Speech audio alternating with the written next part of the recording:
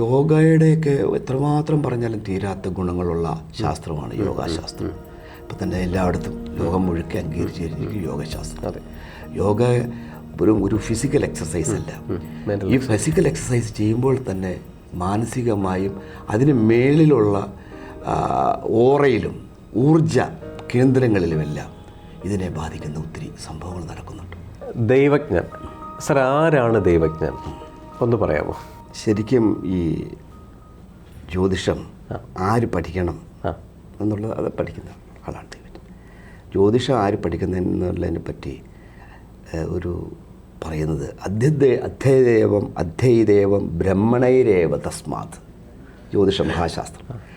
അപ്പം ബ്രാഹ്മണരാണ് ജ്യോതിഷം പഠിക്കേണ്ടത്. ഇപ്പം ബ്രാഹ്മണർ എന്ന് വിളിക്കുന്നത് ജാതിയായ ബ്രാഹ്മണനാണോ? അല്ല. ബ്രാഹ്മണൻ എന്ന വാക്കിൻ്റെ അർത്ഥം ബ്രഹ്മത്തെ അയനം ചെയ്യുന്നവൻ, അറിവുള്ളവൻ. അപ്പം ജ്ഞാനി എന്നുള്ള ഒരു വാക്കെടുത്താൽ മതി അതിൻ്റെ അർത്ഥം. അതിന് തന്നെ കുറച്ചുകൂടെ വിശദീകരിച്ച് ജ്യോതിശാസ്ത്ര വിദഗ്ധോ ഗണിതപടു ഗണിതം വൃത്തവാംശ സത്യവച വിനയി വേദാധ്യായി. അപ്പം ഇതെല്ലാം കൃത്യമായി ചെയ്യുന്ന ഒരാൾക്ക് മാത്രമാണ് ഒരു ദൈവജ്ഞനാകാൻ പറ്റുകയുള്ളൂ. അപ്പോൾ ദൈവജ്ഞൻ എന്ന് പറഞ്ഞാൽ അടിസ്ഥാനപരമായിട്ട് പറയുകയാണെങ്കിൽ സത്യവചസ്സായിരിക്കണം. ആരെയും പറഞ്ഞ് പറ്റിക്കുന്നവനാകരുത്. ശരി. വിനയായിരിക്കണം. ഈ വേദ ജീവിതത്തിലെ കുറച്ച് വാല്യൂസ് കീപ്പ് ചെയ്യുന്ന ഒരാളാണ്. ഇതൊക്കെയാണ് ഉദ്ദേശിച്ചിരിക്കുന്നത്. ഈ ദൈവജ്ഞൻ എന്ന് പറയുന്ന സമയത്ത് അവിടെ ഒരുപാട് അർത്ഥങ്ങൾ വരുന്നുണ്ട്. ആൾക്കാർക്ക് ഒരു ഭയഭക്തി ബഹുമാനത്തോടു കൂടിയാണ് ഈ ദൈവജ്ഞൻ്റെ അടുത്തേക്ക് പോകുന്നത്. ഒരു എക്സ്ട്രാ സെൻസ് അല്ലെങ്കിൽ ഒരു അതീന്ദ്ര ഇന്ദ്രിയം അല്ലെങ്കിൽ ഒരു അമാനുഷികൻ എന്നുള്ള കൺസെപ്റ്റിലേക്ക് ആൾക്കാർ പോകുന്നത്. അതായത് ഒരു പരിധിവരെ അറിവുണ്ടാകാം, ഒരു പരിധിവരെ അറിവില്ല. പക്ഷേ ഒരു ജ്യോതിഷൻ അല്ലെങ്കിൽ ഒരു ദൈവജ്ഞൻ എന്താണ് വേണ്ടതെന്ന് സാർ പറഞ്ഞു. എന്തുകൊണ്ടാണ് ഇവർ ഈ ഡീപ്പ് കാൽക്കുലേഷൻ പഠിക്കണം എന്ന് പറയുന്നത്? കാൽക്കുലേഷൻ പഠിക്കണമെന്ന് പറഞ്ഞാൽ ഈ ഇതിൽ പഠനത്തിൻ്റെ ഏറ്റവും ഭാഗം വരുന്നത് ഒരു വ്യക്തിയുടെ ഗ്രഹനില തന്നെയാണല്ലോ. ഒരു വ്യക്തിയുടെ ഗ്രഹനില പഠിക്കുക എന്ന് പറയുമ്പോൾ അത് നമുക്ക് ഗണിതം അറിഞ്ഞിരിക്കണം. അപ്പോൾ അല്ലാതെ കൃത്യമായിട്ട് കണക്കൂട്ടാൻ പറ്റില്ല. അപ്പോൾ ആ ഗ്രഹനില വെച്ചിട്ട് ഭാവത്തിലേക്ക് വരും. അപ്പം നമ്മൾ ഒരു ഗ്രഹനില കിട്ടിക്കഴിഞ്ഞാൽ ഗ്രഹനില മാത്രമല്ല, പിന്നെ നവാംശകങ്ങളുണ്ട്. അംശകത്തിൽ നിന്ന് ഡെവലപ്പ് ചെയ്തിട്ട് നമുക്ക് ലഗ്നവും അംശവുമായിട്ട് ഡെവലപ്പ് ചെയ്തിട്ട് നമുക്ക് ഭാവമുണ്ട്. ഈ ഭാവഫലങ്ങൾ വളരെ വളരെ പ്രധാനമാണ്. അപ്പോൾ അത് വരുന്നുണ്ട്. പിന്നെ ഇത് കൂടാതെ വരുന്ന വേറൊരു ഭാഗം എന്ന് പറയുന്നത് ദശയാണ്. ഇന്ത്യൻ ആസ്ട്രോളജിയിൽ ദശ സിസ്റ്റമുണ്ട്. അപ്പോൾ ഈ ദശകളുടെ ഒരു അവസ്ഥ വരുന്നുണ്ട്.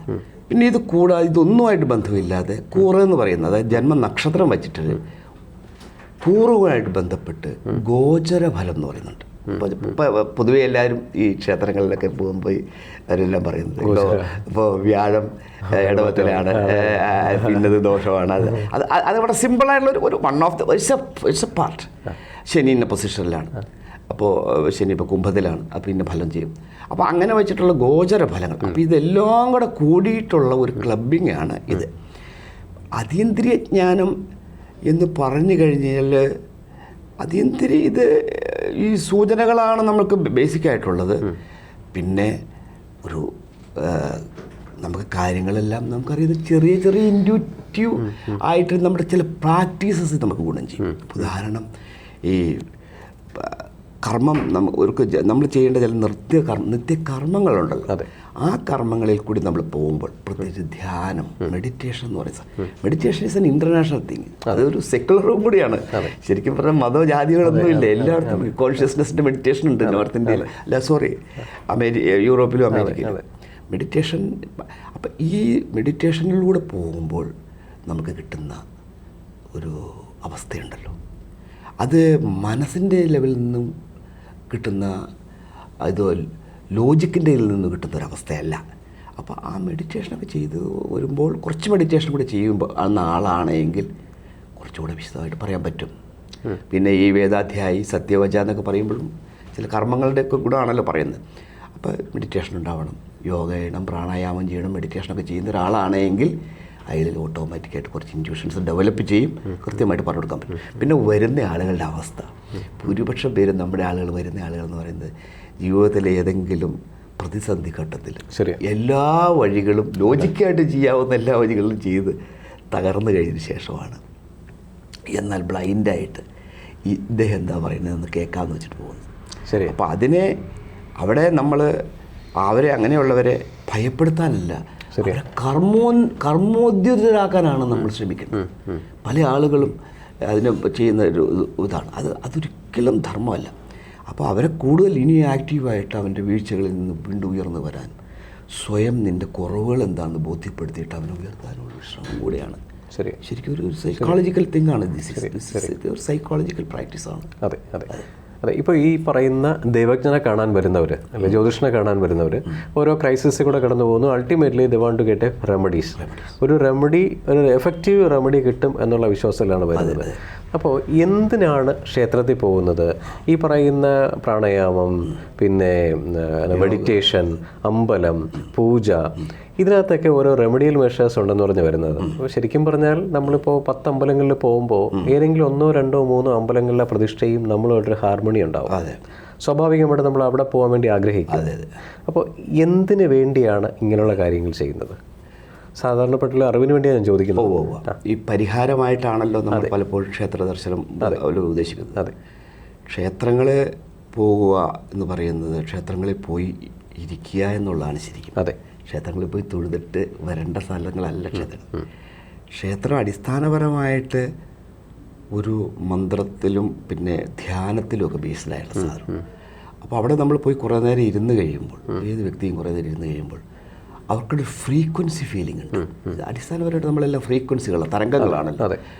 കുറച്ച് പോസിറ്റീവായുള്ള അനുഭവം, ഫീലിങ്സ് നമുക്കുണ്ടാകും.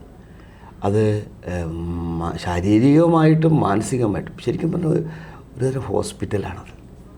ഒരുതരം ഹോസ്പിറ്റലാണ് ക്ഷേത്രങ്ങൾ. നമ്മളെ മനസ്സുകൊണ്ടും ശരീരം കൊണ്ടും ശുദ്ധീകരിക്കുകയും എനർജൈസ് ചെയ്യുകയും ചെയ്യുന്ന സ്ഥലങ്ങളാണ്. അപ്പോൾ അവിടെ പോയിരിക്കുന്നത് നല്ല പരിഹാരം തന്നെയാണ്. വിശ്വാസിക്ക് നല്ല പരിഹാരമാണ് ക്ഷേത്ര ദർശനം. പിന്നെ യോഗയുടെയൊക്കെ എത്രമാത്രം പറഞ്ഞാലും തീരാത്ത ഗുണങ്ങളുള്ള ശാസ്ത്രമാണ് യോഗാശാസ്ത്രം. ഇപ്പം തന്നെ എല്ലായിടത്തും ലോകം മുഴുക്കെ അംഗീകരിച്ച് കഴിഞ്ഞിരിക്കും യോഗശാസ്ത്രം. യോഗ ഒരു ഫിസിക്കൽ എക്സസൈസ് അല്ല. ഈ ഫിസിക്കൽ എക്സസൈസ് ചെയ്യുമ്പോൾ തന്നെ മാനസികമായും അതിന് മേളിലുള്ള ഓറയിലും ഊർജ കേന്ദ്രങ്ങളിലുമെല്ലാം ഇതിനെ ബാധിക്കുന്ന ഒത്തിരി സംഭവങ്ങൾ നടക്കുന്നുണ്ട്. അപ്പോൾ അത് നമ്മുടെ മൂലാധാരം തൊട്ടിട്ട് സഹസ്രാരം വരെയുള്ള 7 ചക്രങ്ങൾ നമുക്കുണ്ട്. അപ്പോൾ അതിൻ്റെ എല്ലാം ശുദ്ധീകരണവും എനർജൈസിങ്ങും ഒക്കെ സംഭവിക്കുന്നതാണ് ഈ ക്ഷേത്ര ദർശനത്തിലും യോഗയിലും ആവുന്നുണ്ട്. അതുപോലെ തന്നെ യോഗ ചെയ്യുന്ന പോലെ തന്നെ പ്രധാനമാണ് പ്രാണായാമം. ശ്വാസകോശം, ശ്വാസത്തിൻ്റെ നമ്മുടെ ഓരോ ശ്വാസങ്ങൾക്കും റൈറ്റ് സൈഡിലുള്ള ശ്വാസവും ഇടത് സൈഡിലുള്ള ശ്വാസവും ഒക്കെ തമ്മിൽ നമ്മുടെ ബ്രെയിനുമായിട്ട് വളരെ ബന്ധപ്പെട്ട പല കാര്യങ്ങളുണ്ട്. നോളജിൻ്റെ ഭാഗങ്ങളും ആർട്ടിൻ്റെ ഭാഗവും ബ്രെയിനിനുണ്ട്, ലെഫ്റ്റ് ആൻഡ് റൈറ്റ്. അപ്പോൾ ഇതിനെല്ലാം ആക്ടിവേറ്റ് ചെയ്യുന്ന ഒത്തിരി കാര്യങ്ങൾ ഈ പ്രാണായാമത്തിലുണ്ട്. അപ്പോൾ ഇതെല്ലാം പ്രാക്ടീസ്, യോഗയും പ്രാണായാമവും ക്ഷേത്ര ദർശനങ്ങളും ധ്യാനവും. മെഡിറ്റേഷൻ ലാസ്റ്റ് സ്റ്റേജാണ്. മെഡിറ്റേഷൻ നമ്മൾ സ്വയം നമ്മളെ തന്നെ ഒബ്സർവ് ചെയ്യുകയാണ്. You are not doing anything. അപ്പോൾ അത് മെഡിറ്റേഷൻ, ധാരാളം മെഡിറ്റേഷനുകളുണ്ട്. അതെല്ലാം ചെയ്ത് കഴിയുമ്പോൾ നമുക്ക് ഒരു കൃത്യമായൊരു വഴി കിട്ടും, വഴികൾ തെളിയും. അതാണ് ഇതിൻ്റെ പരിഹാരം. അതാണ് പരിഹാരം. സാറ് പറഞ്ഞ വളരെ കറക്റ്റാണ്. ഈ പരിഹാരങ്ങൾ, അതായത് ഒരു ദൈവജ്ഞനെ കാണാൻ വരുമ്പോൾ എല്ലാവരും ഫേസ് ചെയ്യുന്ന പ്രശ്നങ്ങൾക്ക് ഒരു അൾട്ടിമേറ്റ്ലി ഒരു പരിഹാരം കിട്ടണം. ഇതിനാണ് എല്ലാവരും വരുന്നത്. അപ്പോൾ ഈ പരിഹാരങ്ങൾ കൊടുക്കുന്ന ജ്യോതിഷൻ ഒരു ക്വാളിഫൈഡ് ആളായിരിക്കണം. 2, കൺസീവ് ചെയ്യുന്ന ആൾക്ക് അതിൻ്റെ ഒരു നിമിത്തം അല്ലെങ്കിൽ ഒരു എന്താ പറയുക, ഒരു ബ്ലസ്ഡ് ആയിരിക്കണം. എങ്കിൽ മാത്രമേ ശരിയായ പരിഹാരം ശരിയായ ജ്യോതിഷൻ്റെ ഭാഗത്ത് നിന്ന് കിട്ടുകയുള്ളൂ. എല്ലാ പേർക്കും അങ്ങനെ നല്ല ജ്യോതിഷനെ കാണാൻ പറ്റുകയും, നല്ല ജ്യോതിഷൻ ഞാൻ എടുത്തു പറയുന്നത് നല്ല പഠിച്ച് വിവരമുള്ള, കറക്റ്റായിട്ട് ജാതക വിശകലനം ചെയ്യുന്ന, നന്നായിട്ട് ഗ്രഹദോഷങ്ങളെ മനസ്സിലാക്കി അതിനു വേണ്ടിയുള്ള പരിഹാരങ്ങൾ കൊടുക്കുന്ന ഒരാളുടെ ജീവിതത്തിൽ വരുന്ന ക്രൈസിസിനെ മാറ്റിക്കൊടുക്കാൻ പറ്റിയിട്ടില്ലെങ്കിലും അതിനുവേണ്ടി പ്രതീക്ഷകൾ കൊടുത്ത് പുള്ളിക്കാരന് പോസിറ്റീവായിട്ട് ജീവിതത്തിൽ മുന്നേറാൻ നയിക്കുന്ന ഒരു ജ്യോതിഷനെ കാണുവാനും അദ്ദേഹത്തിൻ്റെ പ്രോബ്ലം സ്വന്തമായിട്ട് സോൾവ് ചെയ്യാനും കഴിയട്ടെ എന്ന് പറഞ്ഞുകൊണ്ട് നിർത്തുന്നു. നന്ദി, നമസ്കാരം. ജ്യോതിഷമോ വാസ്തുവോ പൂജയോ നിങ്ങൾക്ക് ആവശ്യമുണ്ടോ? ഈ താഴെ കാണുന്ന നമ്പറിൽ വാട്സപ്പ് ചെയ്യൂ. നിങ്ങൾ ചെയ്യേണ്ടത് ഇത്രമാത്രം. ഈ നമ്പർ നിങ്ങളുടെ മൊബൈൽ സേവ് ചെയ്യുക. വാട്സപ്പിലേക്ക് ഹായ് അയയ്ക്കുക. ജ്യോതിഷ സംബന്ധമായ എല്ലാ ആവശ്യങ്ങൾക്കും ABC മലയാളം നിങ്ങളോടൊപ്പമുണ്ട്. ജ്യോതിഷവുമായി ബന്ധപ്പെട്ട എല്ലാ വിശേഷങ്ങളും നിങ്ങളിലേക്കെത്താൻ ABC ജ്യോതിഷം സബ്സ്ക്രൈബ് ചെയ്യുക.